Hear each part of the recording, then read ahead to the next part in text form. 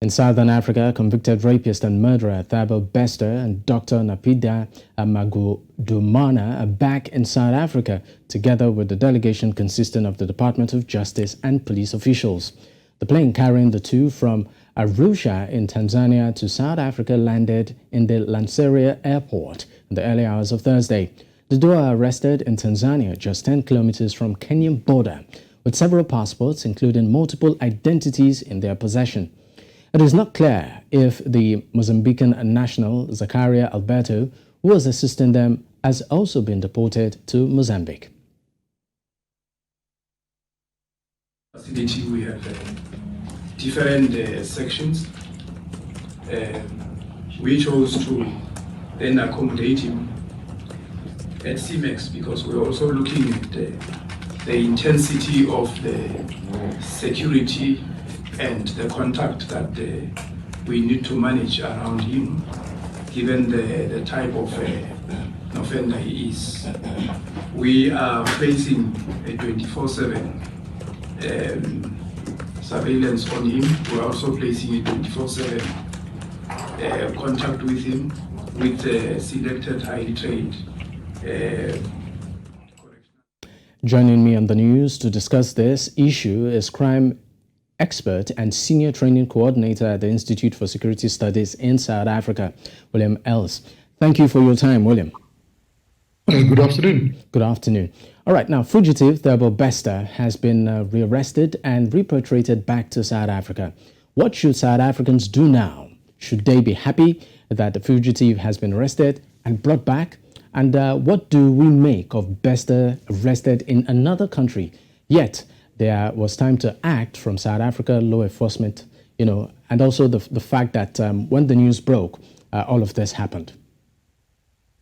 Yes, in the words of President Ramaphosa, this whole incident is a huge embarrassment for the government of South Africa, but also for the police and the correctional services.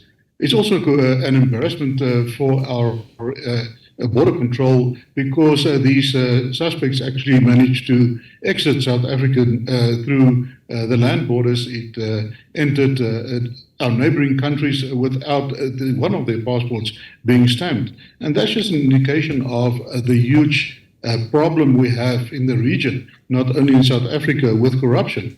Because what you rightly said for South African police, the fact that they have been arrested in a neighboring country, that's not even bordering to South Africa, even though it is part of the SADC region, is also an embarrassment because, this guy has already escaped almost a year ago, and it only came to light now. And all of that, what comes out from the new media reports, from the people that have been arrested, we saw that additional people have been arrested, and it all indicates that money and corruption played a huge role in actually assisting Thabo Bester to escape. All right, now let's talk about some of the patterns or trends in the behavior of fugitives like Bester, who of course attempted to evade capture.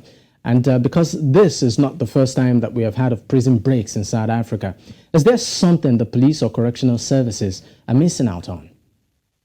Yes, indeed. If you look at the Thabo Bester case, it is really evident that this escape, it took a long time for them to prepare, to plan, and to actually to execute the plan. It's not something that they decided overnight and it happened the next day. But also accompanying that is a huge sums of money. It came out of in the court case of the two people that have already been in court. We're talking about millions that have been paid to these people to aid and abet them to escape. And that's just an indication of the problem that we are facing in South Africa in our law enforcement and also in the correctional services, where corruption is actually almost out of hand, if we can look at it that way. It's a huge challenge for management to curb this type of corruption. So for the police, it's an embarrassment.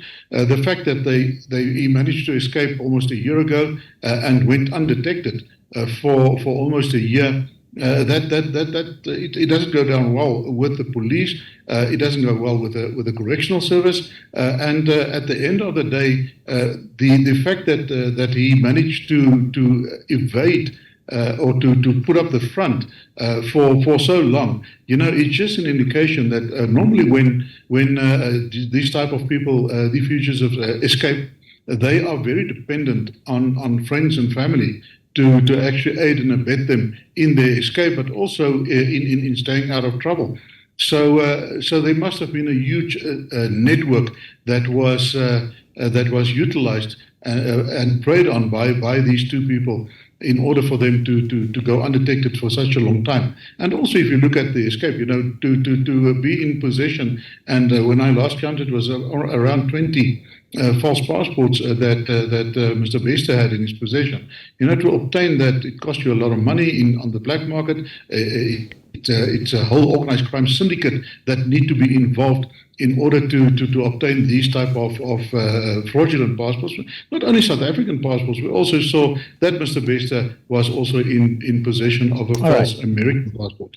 All right, now just two questions before I let you go. How effective are different types of law enforcement strategies in apprehending escaped fugitives? That's one. And then the second question, what are the potential consequences for individuals who aid or harbor escaped fugitives? Yeah, in our penal code, it's very specific. If you aid and abet, you make yourself guilty of an offence where the consequences are severe. You can spend several years in prison for that. So we saw that